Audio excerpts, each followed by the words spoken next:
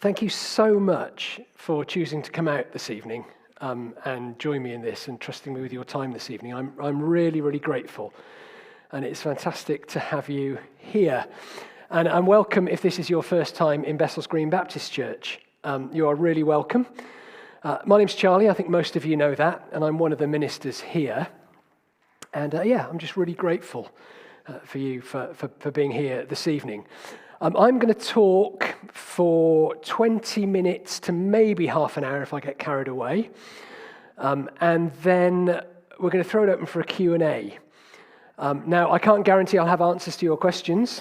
I've been reading as much as I can over the last few months, but, I'm happy to have a discussion amongst ourselves about what I've presented. I have just discovered there's a genuine bona fide astrophysicist from Cambridge here. So if I wasn't nervous before, I am now. So maybe I can just defer all the difficult questions there afterwards. So thank you so much for coming out this evening. As you may know, I've started some study at Durham University, a couple of master's modules. And one of the ones I selected was with Professor David Wilkinson. And it's called The Dialogue of Science and Religion, Mission and Ministry. And I was fortunate enough a few months ago to spend a week up in Durham for the block teaching session. And I have to say, it was just wonderful to sit in a room and listen to David for those 5 days. David has PhDs in astrophysics and in theology, but he's also one of the gentlest, kindest, most pastoral men I've met. And it was a real privilege to be there listening to him and learning from him. And as part of my course, I have to do a seminar on a particular topic of interest in this sphere. So that's what I'm doing this evening, and it's being filmed. Paul, thank you very much for filming it for us. And I'm going to submit this in, and David can tell me what he thinks of it. So thank you for being here. I don't know if you've seen these before, but this is a GCSE maths paper. It says on the top, name the quadrilateral. And I loved these answers. Bob, Sam, Teddyson, Kate, and Harry. I don't think that's quite what the teacher had in mind. Or this one. Bob has 36 candy bars. He eats 29. What does he have now? Diabetes. Bob has diabetes. And one more. Expand these brackets. A plus B to the power n.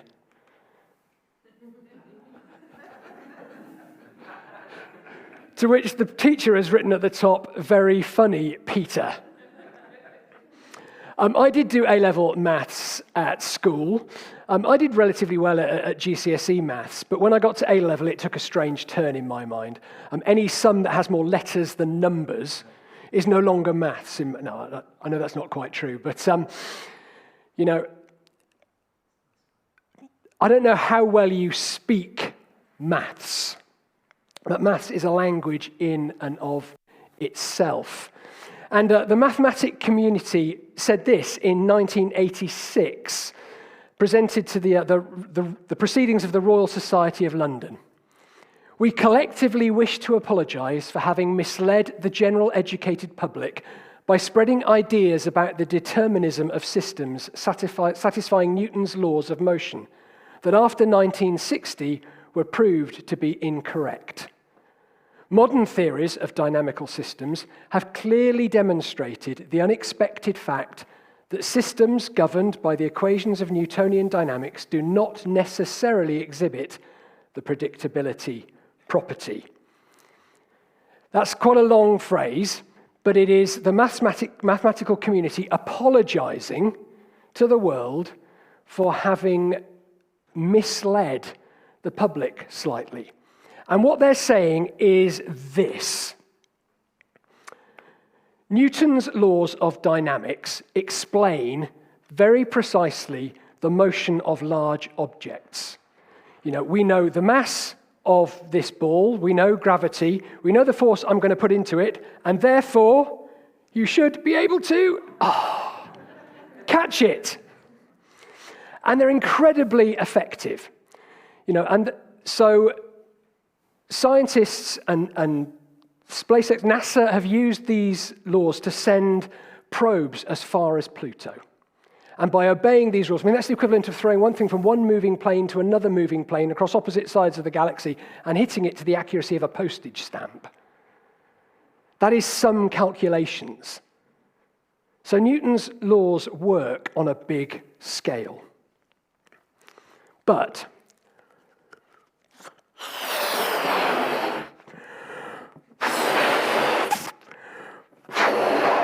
now, can you catch this? Okay. So that didn't go exactly in one direction. It kind of moved and weaved. And so the best we can say about the motion of that balloon is that we can give it parameters. We can say it's going to move between here and there, but we can't say with deterministic certainty exactly where it's going to go.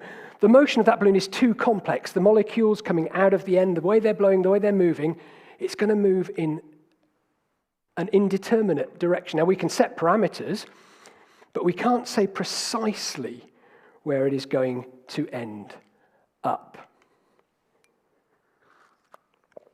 Newton published his paper in 1687, and he described a world that perhaps we might think of as a clockwork universe.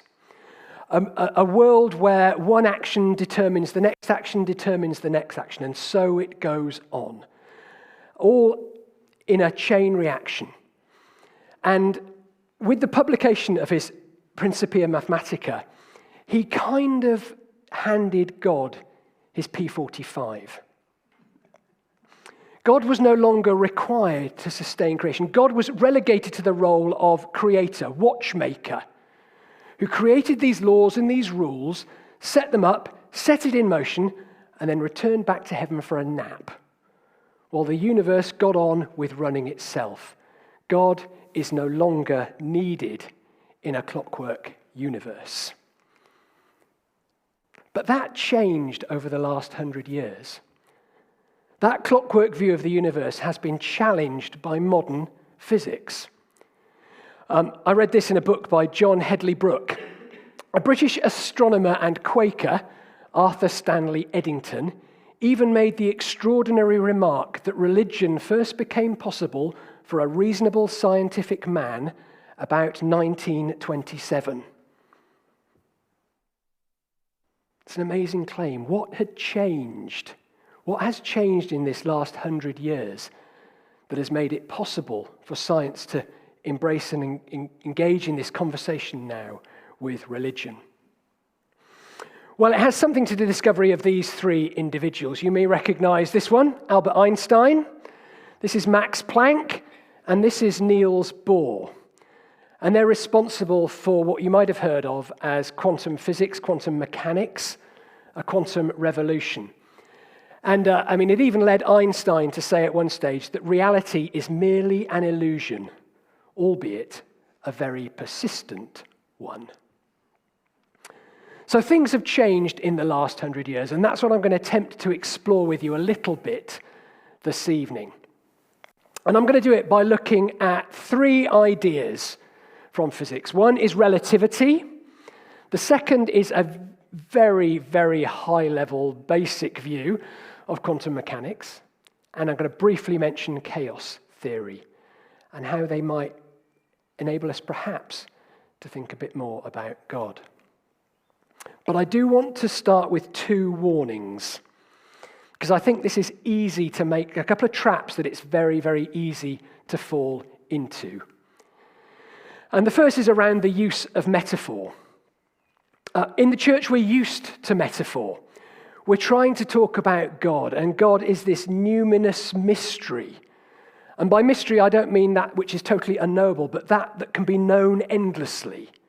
We will never mine all there is to know about God. We can't. We have limited minds, and God is infinite. So instead, we use metaphor to use God is like this, God is like this. We use pictures. And slightly the same is true in the world of quantum physics. The language best used to describe quantum physics is pure maths. And none of us speak pure, well, maybe one or two of us do, but not many of us speak pure maths well enough to understand exactly what is going on. So physicists find themselves using metaphor and language to explain to the layman and to me these ideas. And it's easy to, as we know in the church, it's easy to take a metaphor too literally and twist the meaning and misunderstand it. And this has definitely happened in the world of quantum physics. There is a lot of woo-woo that goes on around quantum physics. A lot of quacks, a lot of healers have jumped onto some of the ideas like quantum entanglement and other things to try to justify all kinds of madcap theories. And here are some of the books. The Tao of Physics, The Dancing Wu-Li Masters, one I'm intrigued to read. Space, Time, and Beyond. They belong to kind of a group of, they become known as the quantum hippies of the 1960s. And it was really taking some of the metaphors that people were using to explain some of these ideas, taking them too literally, and making claims for all sorts of things. I do not want to make that mistake this evening, and I hope I don't. The second thing is I think we need to be really cautious as Christians about claiming scientific evidence as proof of our faith, claiming scientific theories as proof of faith, because we've done that before and ended up with egg on our faces. This is Ptolemy, and then Copernicus and Galileo. You've probably heard of them. Ptolemy came up with a scheme for our solar system in 170, and it puts the Earth at the center. Well, of course it does, because that was their experience. Why would it be anything else? And it fitted with the theology of the time. If man was the pinnacle of God's creation and Earth the pinnacle, then surely we would be the center of the universe, and everything revolves around us. I think my kids think the same is true. But and that suited the church. It suited us theologically, because man is the pinnacle of God's creation, so we would be the center of the universe. Then, of course, along comes Copernicus in 1543, observing the stars and saying they're not wandering randomly.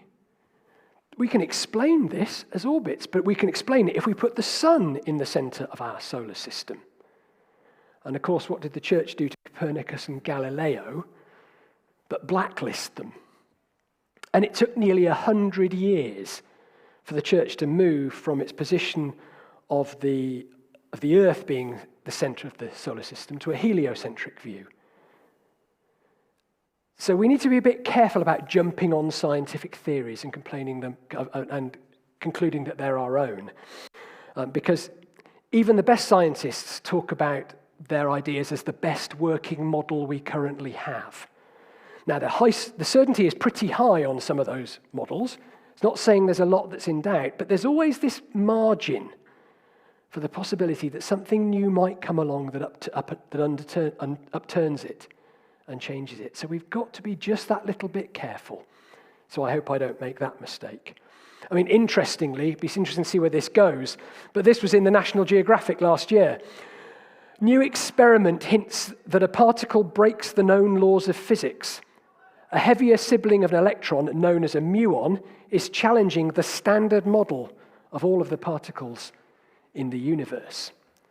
So already, here is a new idea that may yet challenge some of what's been accepted as standard for the last 100 years.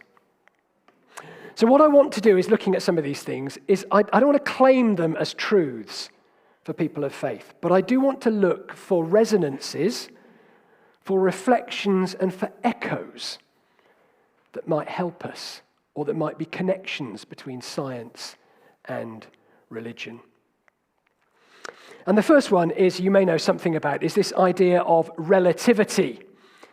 You'll be familiar with relativity, Einstein's idea. Einstein basically came to the conclusion that mass, that time and that gravity were all relative to one another. And relative to in an equation with the speed of light, which is a fixed constant. But basically, these change. So gravity, we know, is affected by the mass of an object. How big it is affects its gravitational field, but also time. Time is not the constant flowing phenomenon that we assume, that we experience, that actually it changes in accordance with mass. With how close you are to a heavy object, time moves differently. I mean, that is just counterintuitive and strange. You know, you've probably seen pictures like this. Here's Newton's view of space, everything fixed and ordered. And here's Einstein's space-time, with it bending and bowing around heavy objects. And the closer you are to a heavier object, the faster time moves. And it's not just a theory anymore. It has been proven with atomic clocks. An atomic clock is to take an atom or a very small particle that vibrates with an incredible regularity incredibly fast. And think of that as the pendulum of the clock. And then it vibrates with incredible consistency, and you can measure it. The further away you move that atomic clock from a mass, it slows down. So you put an atomic clock, which is running at incredible accuracy on the space station orbiting the Earth, and it will run at a slightly different, I mean, it's microscopic, but a slightly different time to the same clock on Earth. I don't know if you've ever seen the film Interstellar. Anyone seen Interstellar? It's well worth a watch if not. It was written in part by Kip Thorne. And Kip Thorne won the Nobel Prize for quantum physics in 2017. And he's partly responsible for writing Interstellar. And the physics in Interstellar is accurate according to Kip Thorne. And the plot is this. An astronaut leaves Earth on a mission, heading out towards a black hole. It leaves Earth. He's gone for 70 years. 70 years on this mission, close to a black hole, coming around it, and eventually returns to Earth. He arrives back on Earth. Those people on Earth experience him as having gone for 10 years. But in that time, he has aged 70 years because it's moved at a different speed. And that's the argument of Kip Thorne in this film. So he arrives back and is older than his parents because their time has moved in different ways. I mean, Albert Einstein said this. His friend Michael Bessels died, in fact, 1 month before him. And he said this to Einstein, he wrote this in a letter to Bessels' widow. Michel, yes, has left this strange world a little before me. That's amazing, because Einstein was to die a month later. This means nothing. People like us who believe in physics know that the distinction made between past, present, and future is nothing more than a persistent, stubborn illusion.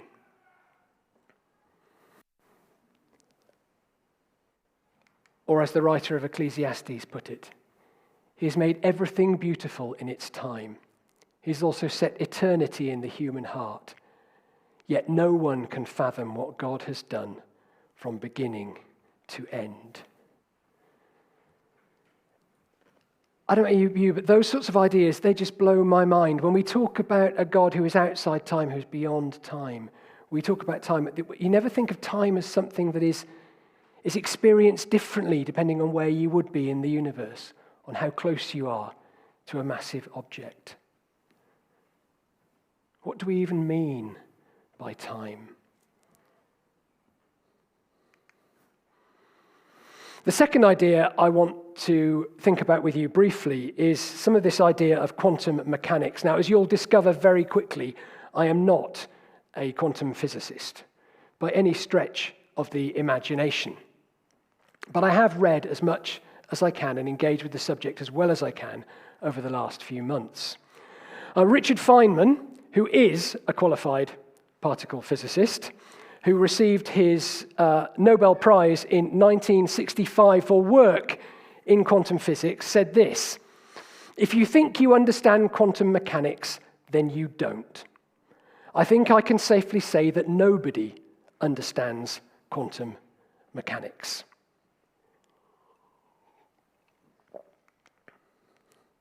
But it works. We might not be able to explain it all fully, but functionally, it is operational in our lives. Atomic clocks, supercomputers, transistors, lasers, MRI scanners, GPS, and unbreakable encryption all relies on the laws of quantum mechanics. So they work, but yet it is really weird and quite strange. Very different world to the one that we experience and inhabit at our level. Arguably, it has its beginnings with Max Planck in 1918. Max Planck was working in Germany on a problem in light, but the relationship between the frequency of light and the energy that you put in. And the maths didn't work. He could not get this to work. It was a well-known problem in physics at the time, known as the Ultraviolet Catastrophe. Catastrophe because it didn't work. They couldn't work out how to make the maths hold out. And that is because light was observed to be and known to be a wave. Light has wave-like properties. You can see it on the back here. My shadow has a fuzzy edge. That is light bending around me and creating that on the back wall. Light observably has wave-like properties. They couldn't resolve their sums and their equations until 10 years later, this guy pops back in to the scene, looking at Max Planck's equations, and Einstein suggested what was heresy to the scientific community at the time. That is, we should think of light as particles. That if you think of light as a particle, and he called it quanta, so a quanta of energy, then Max Planck's equations begin to work, and you can begin to solve. And in a stroke, Einstein's idea that the ultraviolet catastrophe, and there's another one, but I can't remember the name of it off the top of my head, but these two problems that had existed in physics were solved by thinking of light as a particle. After 50 years of conscious brooding have brought me no closer to answer the question, what are light quanta? Of course, every rascal thinks he knows the answer, but he is deluding himself.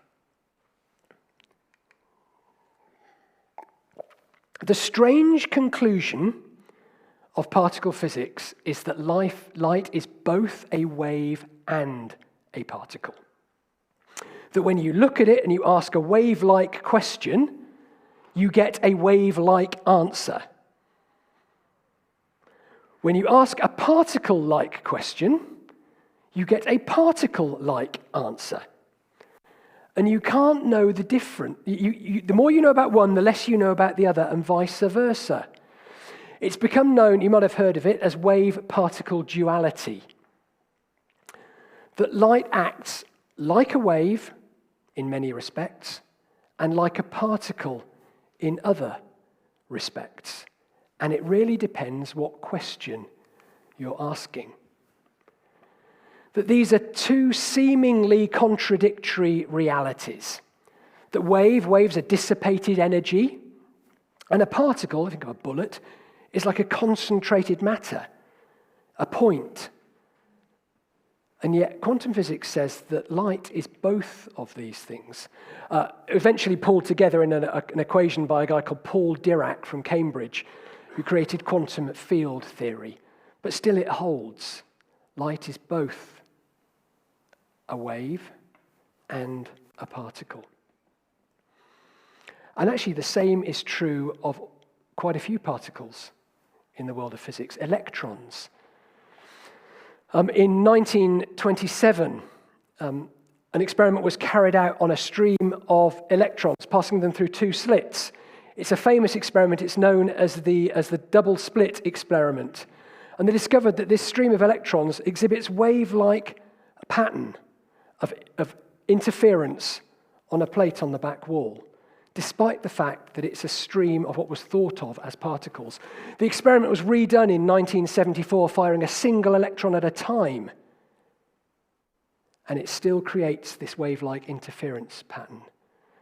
The strange conclusion that the scientists appear to have come up with is that the electron is passing through both slits.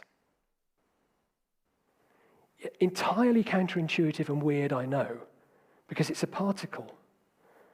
But when it's as a wave, it is passing through both slits and then appearing. And it only appears when it's measured as a particle on the final screen.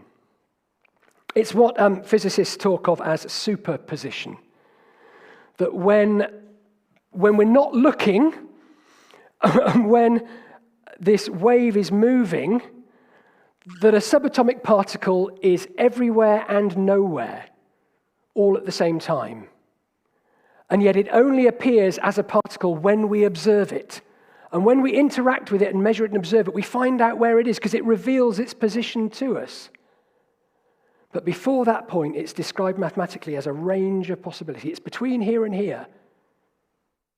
And they talk about it being everywhere between here and here, or sometimes nowhere between here and here, until it's eventually observed, and then it reveals where it is.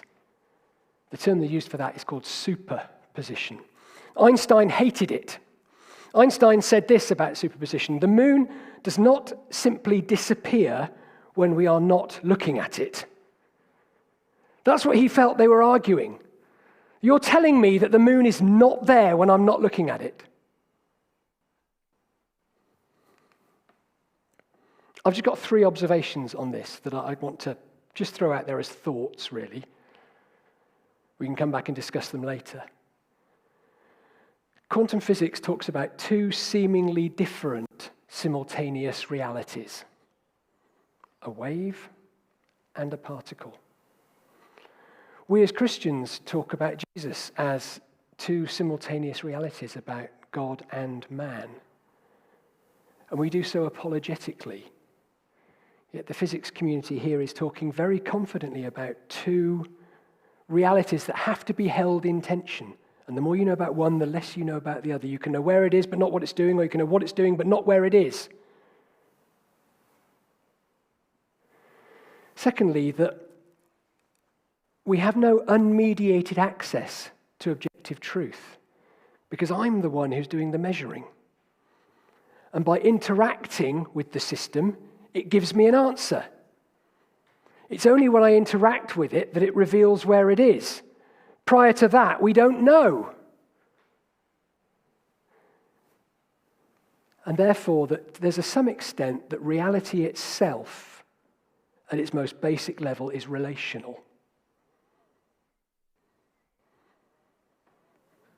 That struck me when I was reading on this. We talk about God as Father, Son, and Holy Spirit. And the more I've wrestled with that kind of idea, the more it makes sense to me that part of what is being expressed in that mystery is the relationality within God, that God is relationship. Carlo Rovelli, who's an Italian physicist, a contemporary Italian physicist, said this: "Science does not describe how things are, rather how they interact together. Reality is relational."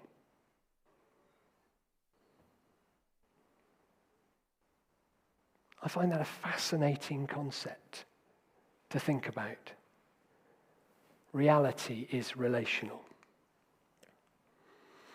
And then the final thing I'm not going to do any justice to talking about, because it is the one that everyone goes woo about, is this idea of quantum entanglement, or what Albert Einstein referred to as spooky action at a distance. And it's this idea: if you take a particle and split it into two subatomic particles, energy is conserved. So if one is spin up, the other is spin down. If one is black, the other's white. If one's positive, the other's negative. They balance one another out so that energy is conserved. And you get these two particles, and they're entangled. They're always opposite in relationship with one another. And the argument is that that is true no matter how far apart in the universe you place them.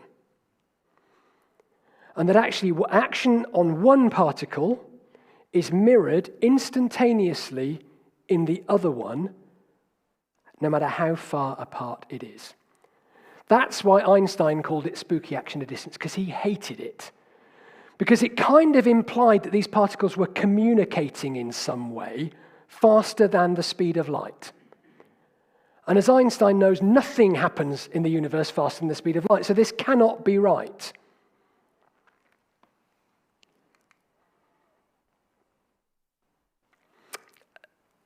There's a famous argument between Einstein, Podolsky, and Rosen, and Niels Bohr and Werner Heisenberg on one side. And there's this famous argument that's gone on for years in physics about whether this was correct, whether there was some hidden variable in play that just implied that this interaction was formulated early on when they were first created, or whether it was genuine communication that was happening between two entangled particles. In 1984, a physicist named John Stuart Bell came up with a theory to prove this, a mathematical formula to try to prove whether they were in fact communicating or not. It's called Bell's inequality. It's a theorem, and he came up with it in 1964, but it wasn't able to be tested experimentally until 1972 with a guy by the name of John Clauser, and it's been repeated a number of times since. I've spent a long time trying to get my head around Bell's inequality, but it just is maths that I don't understand and can't get near. But I'm going to try to use an analogy, and you can tell me if this helps. It's a bit like this. If I was to take a coin and to toss a coin in here and catch it and it was heads, and then I was to ask you a wager. Josh is in the hall. He's going to toss a coin, and it's going to land heads or tails. Is it going to match, or is it going to be different? And you place a bet. And you place a bet, Josh tosses his coin, it comes back, we get the answer. If you place that wager enough times, the odds are 50-50. So ultimately, if we play that out many hundreds of times, you should break even. You won't make a profit on that. You'll lose an equal number of times as you win. But if I was to toss the coin, it came up heads, you placed a bet, and every time you lost, you would think something fishy was going on. You would think Josh and I were in communication, and that somehow I was able to get some sort of message to him that meant he could fix his coin toss, and it would come back such that you would lose. That is a very, very rudimentary way of thinking about Bell's inequality, because you lost every time. And it was Einstein who lost. John Clauser's experiments of John Bell's theory showed that these particles are indeed communicating with each other.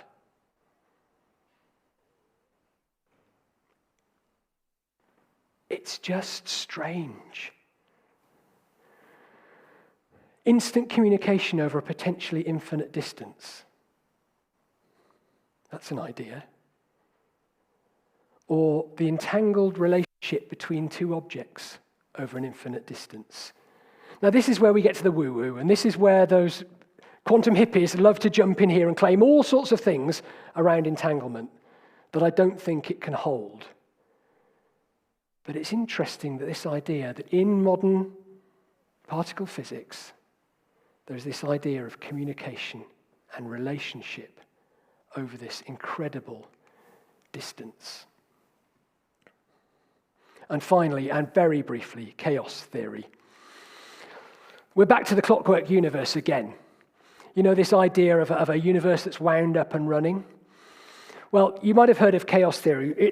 It appears in So the predictability, this idea that actually we can't define something absolutely, it's not determined, but we can define something in terms of probability.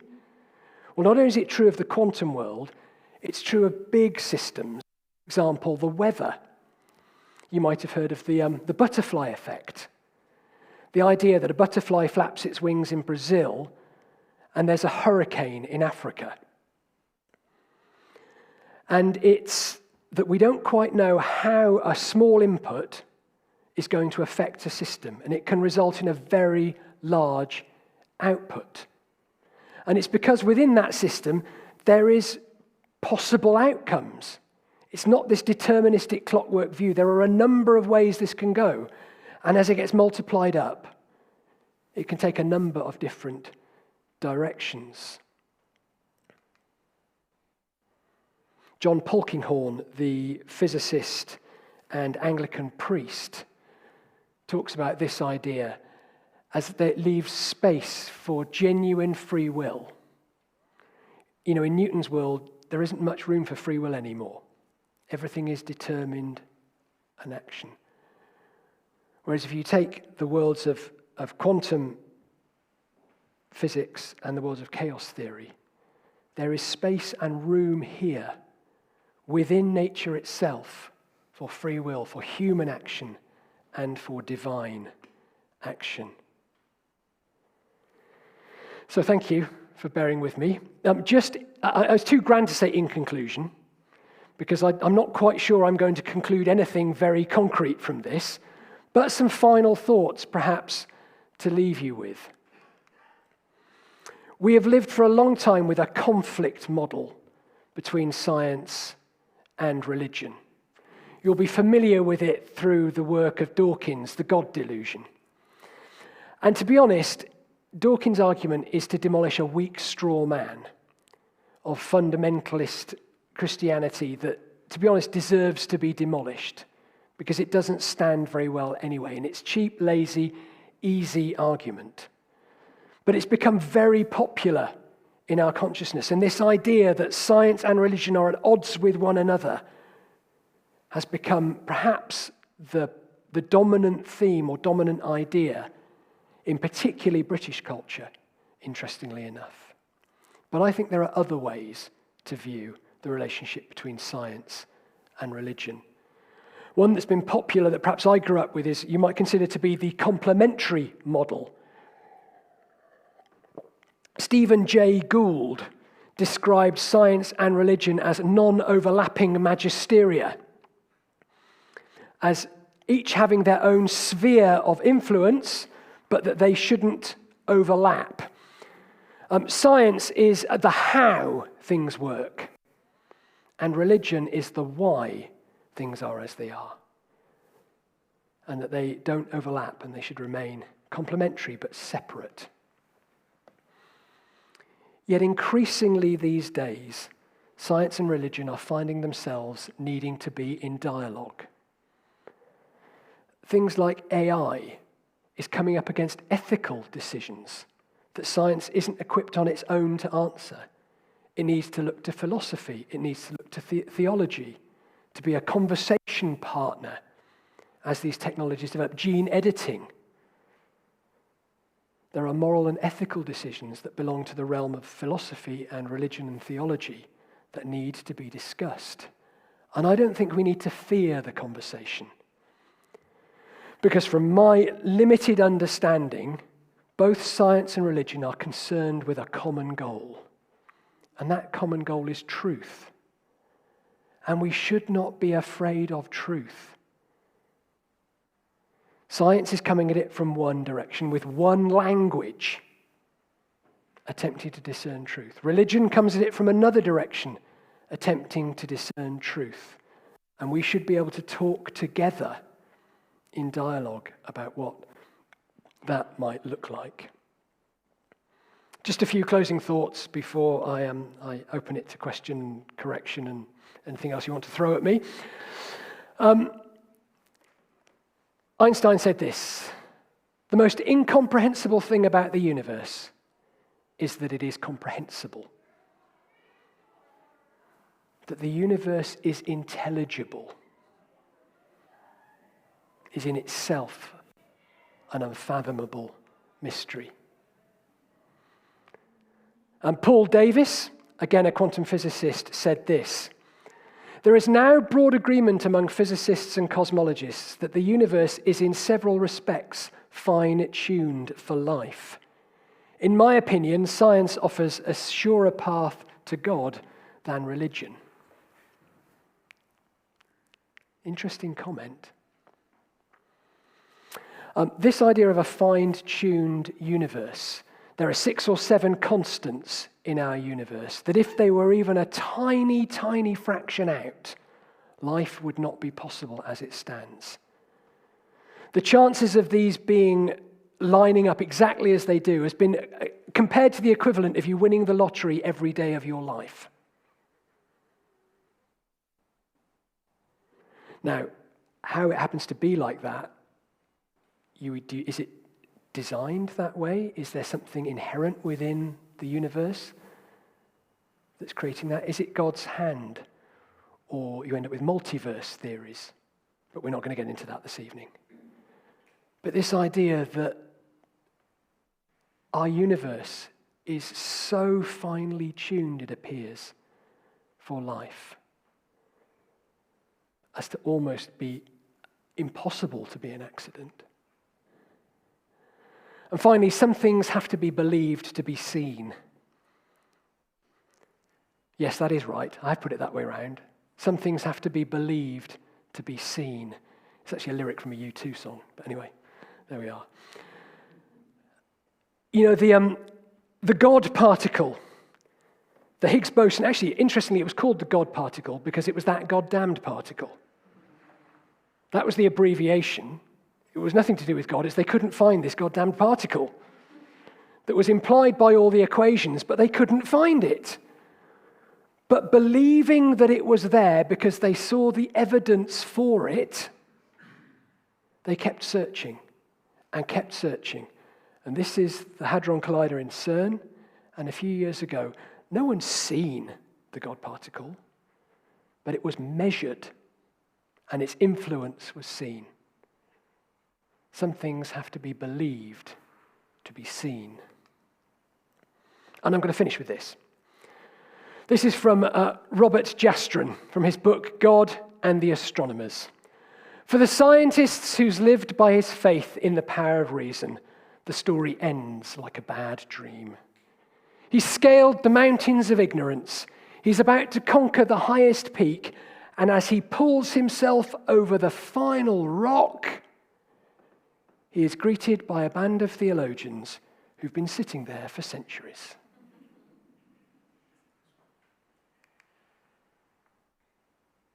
Thank you for listening.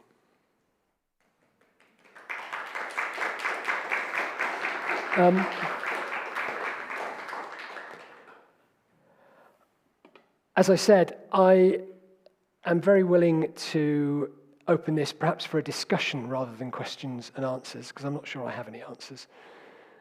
But I would be interested in your reflections, your comments, your corrections, your observations, if anything that I've said has interested you, or you perhaps see some of those resonances and connections in anything that I've shared. Yes, Nick, can I give you this, just for the benefit of the recording? Is that all right? Charlie, I was not expecting this. You grasped a really nasty nettle there. I was expecting science and religion, something where there are more people around who are the scientists who have a religious perspective on life, such as in biology. So I did sciences at school, physics, chemistry, biology. So biology, there's a lot around where you can say, here's God's hand at work. I can be a Christian, a man of religion, and a scientist at the same time. There are many examples of well-known scientists who are Christians as well. But in this field, I struggled think of any, and I know quite a few in the field who are absolutely not Christians. They are atheists, humanists, whatever. Yeah. But then you did give one example of somebody who's in this field and has a Christian perspective on things. I just wonder whether you could comment on, firstly, why on earth you grasped this particular nettle, which is one of the toughest ones, and you haven't mentioned Schrodinger's cat. Yes, I know. I avoided Heisenberg's uncertainty principle and Schrodinger's cat, although I did read about them, yes. But do you want to comment on, yeah, on I mean, why you chose it? And I chose it because I find it utterly fascinating, because I enjoyed physics at school. I did it as an A-level. It was my best A-level, and I thoroughly enjoyed the subject. Interestingly, from the figures we were given in Durham, one of the books we were asked to read was about the dialogue between science and religion in different cultures around the world and in different sciences. And it turns out that's where I got the idea that the conflict model is most prevalent in the UK. Statistically, we are the country in the world that sees conflict most, followed by the United States. Actually, the Eastern countries don't seem to see anything like the amount of conflict that we do. And the other thing that came out of that research that I noticed was that scientists are statistically slightly less likely to be people of faith than the general population, but they don't break down evenly. So physicists are the most likely to have a faith in the statistics because of a sense of, I think, of awe and wonder that perhaps comes with cosmology in this, looking at the universe. Chemists were next, and actually the biologists were the least likely to be people of faith. Now, whether that's because Dawkins had got his claws into them, or Darwinian ideas, but that was how it broke down.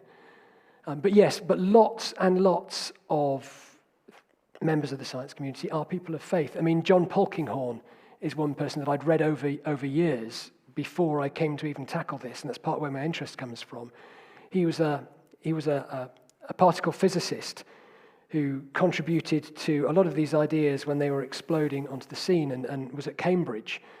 And eventually, after 15 years of doing that, he says in his own words, he'd done his bit, and he turned his collar round and took on his other interest in life, which was his faith, and trained as an Anglican priest. But he's fascinating to listen to because of his understanding of both this world of quantum cosmology or quantum physics and cosmology, and then his faith and how he holds those two together. And a lot of the things that I've alluded to in this, you'll find in John Polkinghorn's writing, the idea of the wave-particle duality and actually two coexisting realities, and Jesus is human and divine. He makes that allusion in one of his books. That was what we kind of found in the bit that I got from the lectures in Durham. Anybody else? Yes. Hello. I just wanted to say how interesting I found it, and especially often when I speak to some atheist members of my family, one thing that makes them stop is if I start talking about Einstein. But I don't know as much about him as you mentioned in your sermon, so it's really interesting to hear more about Einstein and his theories. And I think one thing that always stuck in my head was, I think I read somewhere that he said once that all you have to do is look at a leaf and see how complex it is to know that that is not an accident, and it just can't possibly be because it's just so perfectly designed. Right. Yeah. Yeah. No, he's fascinating. I mean, what a fascinating individual. Thank you.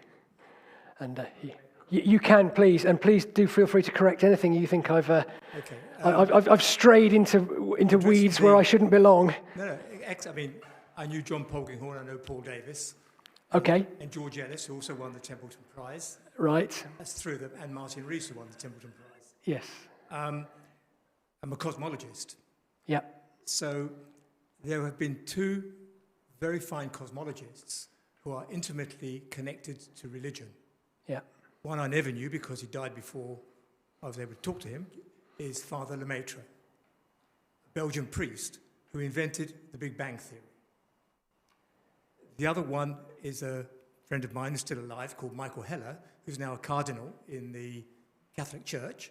Okay. And he's a general relativist. He knew Einstein very well personally. Wow. And he works on cosmology as well. Yeah. And of course, Heller and myself, every time I go to Krakow, as a scientist, we've often talked together, not particularly about this subject. We talk about mathematics and whatever you've got. But in the minds of those particular individuals, there is actually no sense of conflict. There are the spiritual world and the scientific world. And all the scientific world does, as a scientist, I can tell you, is they look at the world and they rationalize it, and the tool for rationalizing is equations. It doesn't mean this is reality, it means it's a way of rationalizing. Okay. Now, Niels Bohr once famously said that why should we, as mere human beings, be so arrogant as to think that we can understand the microcosm a billion times smaller than ourselves, or a macrocosm, which is a billion times bigger than ourselves. This is sheer arrogance. All we can do is write equations about it. Yeah. So the conflict actually is not as much of a conflict in our minds as people might otherwise imagine. And for me personally, my belief set in quantum mechanics is that, well, it's working this year, maybe someone will win another Nobel Prize next year for another model. Yes. So it makes it very interesting. Now, Pope John Paul II wrote an encyclical about the about the different views between science on the one hand and religion on the other. He was not the first pope to do so. Previously, I think it was Leo VI and a few others, even back in the Dark Ages, had also written about this particular issue. And I think that the John Paul one is very, very clear, but relies on what Lemaitre had told his predecessors. And it's basically that the division is simply one between two different points of view about the same thing. And they don't overlap because the spiritual and the equation bashers, like myself, don't actually overlap in any way. We're speaking like Chinese and English to each other. Yeah. So the sense of conflict is a thing which arises largely out of an understandable failure to understand the whole canopy of everything, whether it be the religious view or the scientific view. It's simply a matter of two people babbling in different languages and expressing a view in different languages, and languages which simply can't come together any more than I could ever speak Chinese or understand the meanderings of somebody who's arguing with me in Chinese. Which I think is what I tried to say at the end about the fact that it's a conversation. I think you did a splendid job, actually, of a very, very difficult subject. Well, I must say, knowing you were here made me slightly more nervous than I might have been otherwise. But I mean, I'd argue that really there's no sense of conflict, and the people you mentioned, Polkinghorn and such, are examples of this lack of conflict. I've known so many scientists who don't see it that way. And I've never seen it in conflict, but in the popular consciousness, there definitely is this sense of conflict. And I'd point you to one of our church values, practice humility, is that idea that we can't know it all. That actually anything we present, any statement we say about God has to be presented with a degree of provisionality, because we're talking about something that is way beyond our understanding. We're doing our best. We have to try to put it into words. We have to try to find a way. But actually, sometimes the best response is to fall into silence and into worship. And I think that's what I tried to express when we talked about our church values and talked about practicing humility. We're going to have these conversations because they're fascinating. But ultimately, everything is presented tentatively until we see in full one day, which is an article of faith and something I look forward to.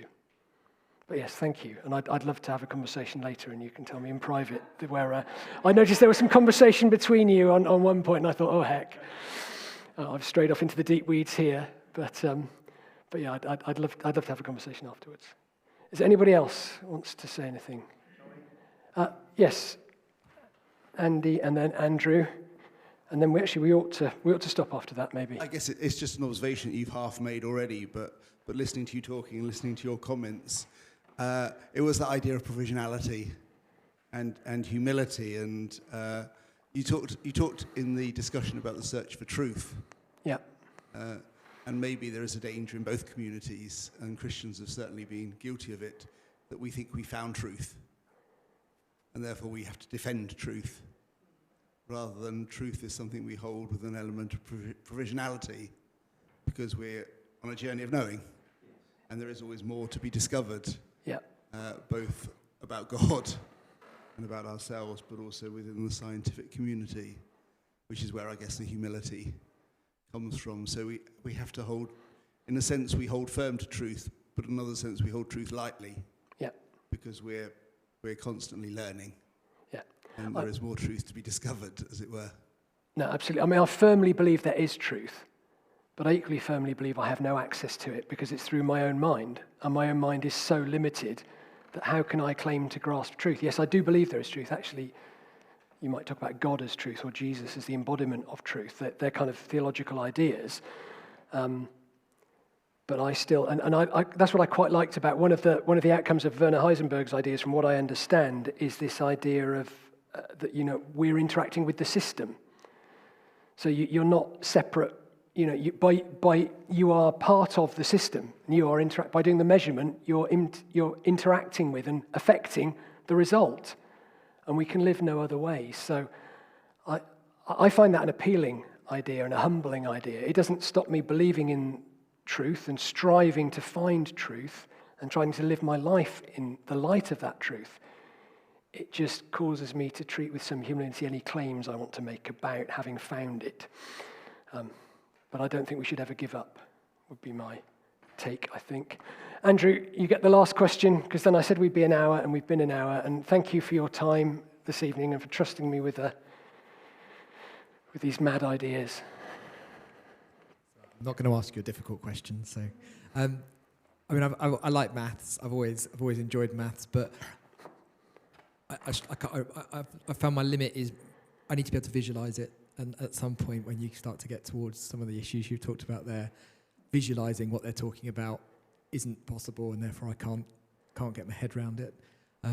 But I haven't had many conversations on this sort of subject with non-Christians, and the one I did have with someone was they said, how can you believe in God, if you're an engineer or a scientist or whatever, they just don't go together.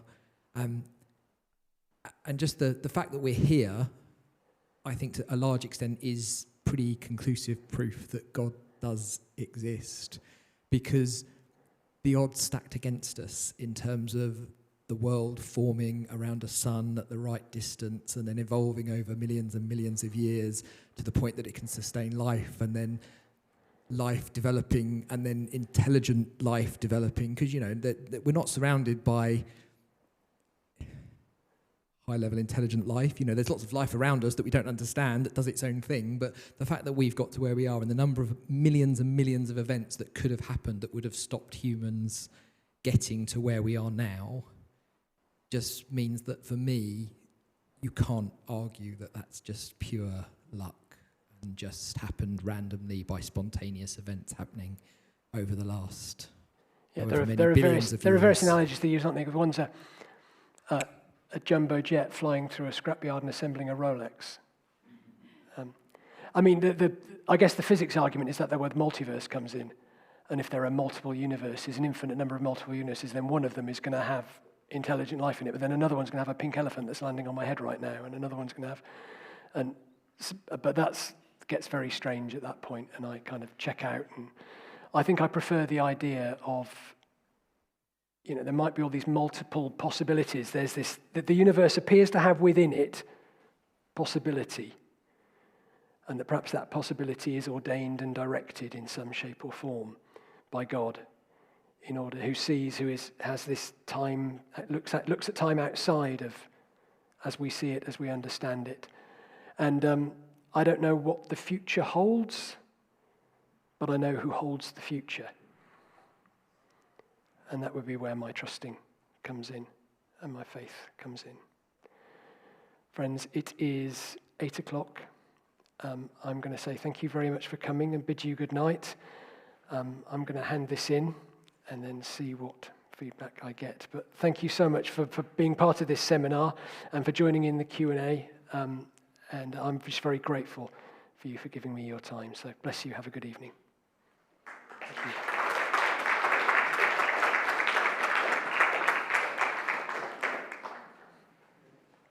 Thanks for giving me things to think about at 2 o'clock in the morning.